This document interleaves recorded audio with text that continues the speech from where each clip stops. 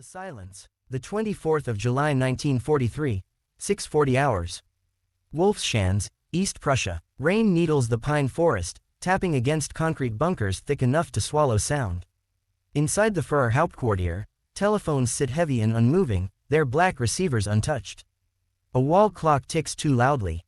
Somewhere beyond the barbed wire and minefields, artillery rumbles from the Eastern Front, but here, in the nerve center of the Reich, there is an unnatural quiet. A junior signals officer straightens his collar and checks the line again. Nothing. No voice. No clipped orders. No familiar, impatient breathing on the other end. Adolf Hitler has not called since before dawn. By now, he should have been awake. At 7 o'clock, General Alfred Jodl arrives, boots echoing along the corridor.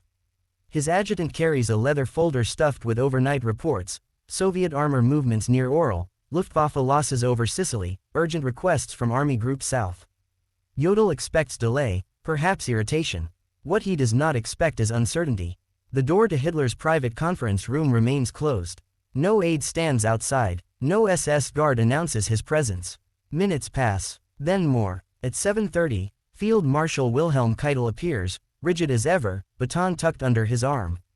He asks the same question everyone is asking now, quietly, carefully. Has anyone seen the Führer? No one answers. Inside the Wolfschanz, routine is law. Meals, briefings, walks, everything orbiting one man's habits. The entire command structure moves when he moves, speaks when he speaks. And this morning, the axis is gone. By 8:15, whispers begin to slip through the concrete corridors like smoke. Hitler cancelled the 6 o'clock situation briefing. No explanation. Martin Bormann has not emerged from his office. Heinrich Himmler's line goes unanswered. Even the Führerbegleitkommando, the SS bodyguards trained to account for Hitler's every step, stand idle, eyes forward, saying nothing. Maps lie open on the operations table, arrows frozen mid-offensive. Red pins marking Soviet breakthroughs gleam under harsh electric light. Orders drafted overnight wait for a signature that never comes.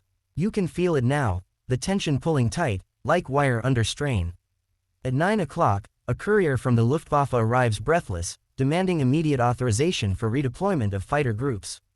He is told to wait. At 9:30, a naval liaison officer follows, requesting clarification on U-boat operations in the Bay of Biscay. He is also told to wait. By 10 o'clock, the waiting becomes dangerous. Staff officers exchange glances they would never allow themselves in public. A colonel mutters that the Führer was unwell the night before.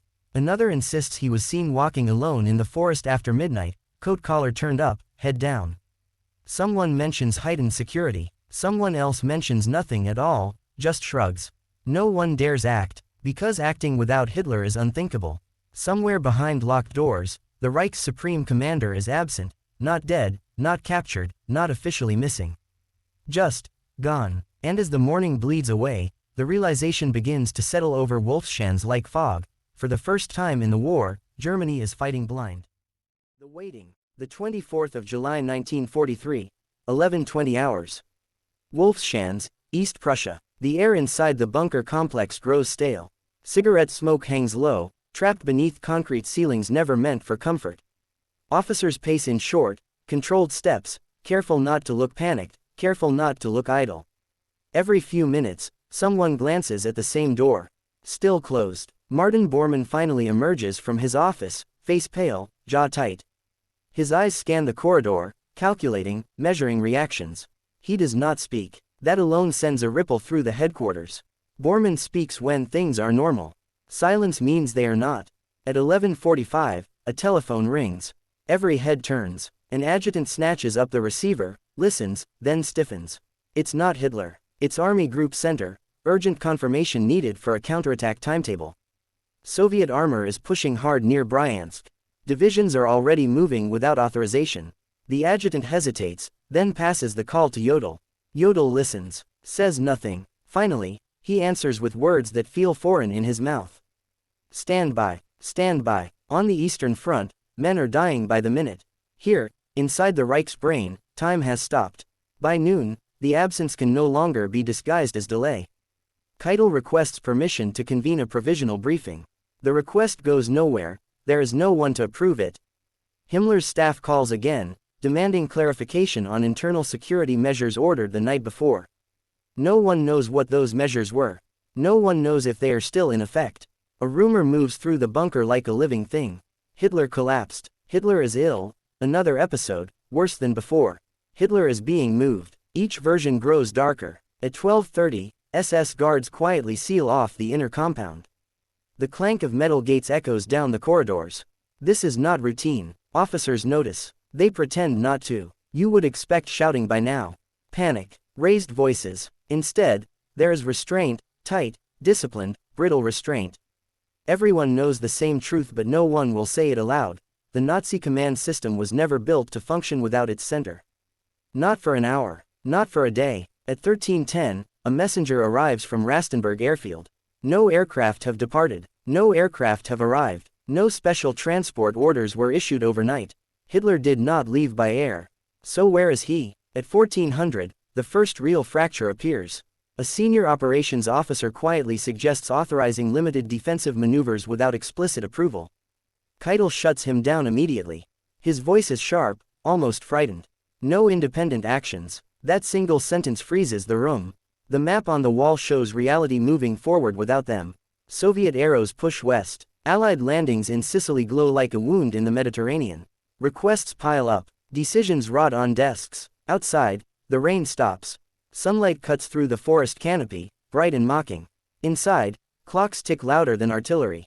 By mid-afternoon, even Hitler's personal aides have nothing to report. His valet has not seen him since early morning. His physician has not been summoned. His dog Blondie has not been walked. Small details, terrifying details, because they suggest not secrecy, but loss of control. At 16:30, Bormann makes a choice. He orders all external inquiries stalled. No announcements, no explanations. The Reich will pretend its Führer is merely busy. But inside Wolfschanz, the truth is already taking shape. Germany is at war, and for nearly 10 hours now, no one is truly in command. The cracks. The 24th of July 1943, 17:55 hours. Wolfschanz, East Prussia. Dusk drags long shadows across the compound, stretching barbed wire into black claws against the ground. Inside the bunkers, fatigue begins to erode discipline. Jackets are loosened, voices drop, the careful performance of confidence starts to fray. At 1800, the Italian front breaks the silence. A secure line crackles to life, carrying news no one wants to hear. Allied forces are pushing inland from the Sicilian beaches faster than expected. Italian units are falling back. German divisions are requesting emergency redeployment, now, not tomorrow, not after approval. Jodl grips the receiver, eyes fixed on the map. He knows exactly what Hitler would say. He also knows he is not allowed to say it. Hold your positions, he replies, choosing the safest words possible. The line goes dead. You can feel the room exhale, then immediately tense again. That was a decision, a small one, an unauthorized one, and it changes nothing. At 1840, Himmler arrives. The Reichsführer SS steps into the operations bunker with his usual stiff posture, but something is off.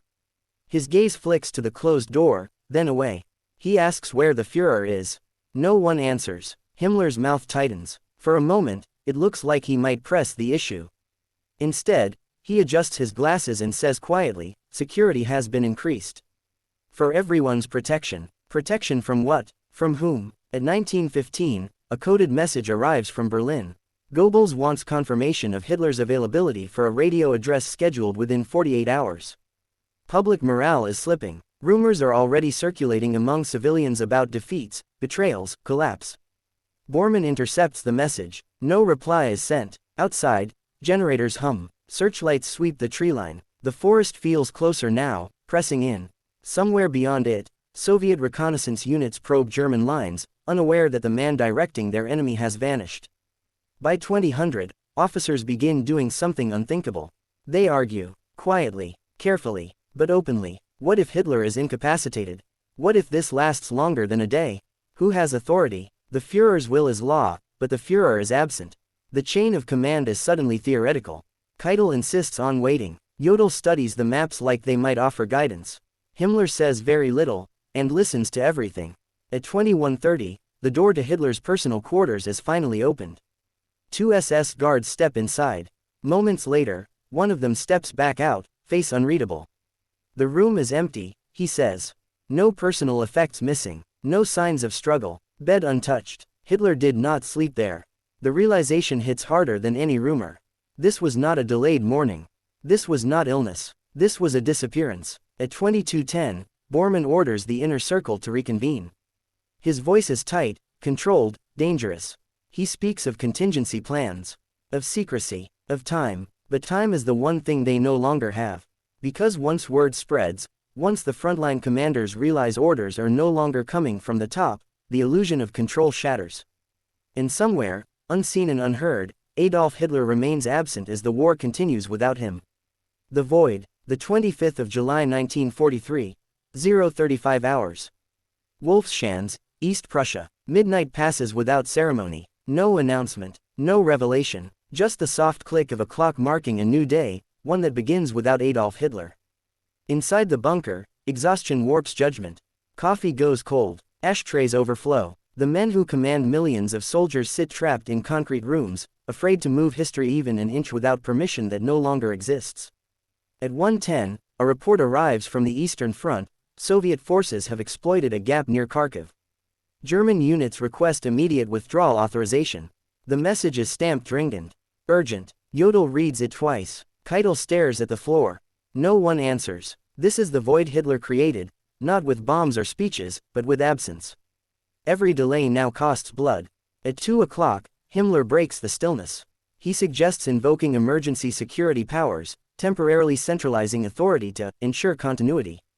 His words are careful, political, dangerous. Bormann snaps back instantly. Any such move would imply Hitler is unable to rule. That implication alone could fracture the party, embolden rivals, invite whispers of succession. The argument dies not because it is resolved, but because no one dares finish it. At 3:20, a coded SS transmission confirms something deeply unsettling. No protective detail has eyes on the Führer. None. Not in Berlin. Not at any auxiliary headquarters. Not en route. Hitler is not under guard because no one knows where to send them. By now, you would expect panic. Instead, there is fear, cold, disciplined, internalized fear. Because each man in this room understands the same thing. If Hitler is gone, even briefly, power becomes liquid. And liquid power finds new shapes. At 4:45, dawn creeps across the forest. Pale light filters through reinforced windows, revealing faces hollowed by sleeplessness. Outside, birds begin to sing, oblivious, almost obscene. At 5:30, Berlin calls again. This time, the voice on the line is shaking. Civilian rumors are spreading. Factories report confusion over production priorities. Gauleiters are asking questions. Bormann orders silence. No statement, no reassurance. The Reich will wake up leaderless, and not be told. At 6 o'clock, exactly 24 hours since Hitler was last confirmed seen, the weight of it settles fully. This is no longer a delay. This is no longer an anomaly. This is a crisis of command. Then, at 6:12, everything changes. A guard runs down the corridor, boots striking concrete too fast, too loud. He skids to a halt outside the conference room, breath ragged. There's movement, he says. At the southern perimeter, men stand instantly, chairs scrape, cigarettes drop, forgotten. Moments later, confirmation arrives from the gate. A vehicle has entered the compound. Unscheduled, unannounced. Black staff car, windows fogged, plates unremarkable. As it rolls closer, no one speaks. The engine cuts, a door opens, and for the first time in an entire day, the war seems to inhale. Because whoever steps out of that car will decide whether this silence was a warning or the beginning of something far worse. The return, the 25th of July 1943, 6:18 hours. Wolfschanz, East Prussia. The car door shuts with a dull, final sound. For a heartbeat, no one moves. Then Adolf Hitler steps into the morning light. He looks smaller, not weak, smaller, as if the forest itself has swallowed part of him. His uniform is immaculate, but his posture is altered. Shoulders slightly forward, eyes shadowed. He does not acknowledge the guards snapping to attention. He does not look around. He walks. Inside the bunker, word spreads faster than any order ever did. Chairs scrape back. Men stand too quickly. Keitel straightens his tunic. Jodl exhales for the first time in hours. Bormann's face resets into practiced control. At 6:25, Hitler enters the conference room. No apology, no explanation. He removes his cap, places it on the table, and studies the map in silence. Red arrows, blue lines, losses layered on losses. A full day of war, fought without him. You waited, he says finally.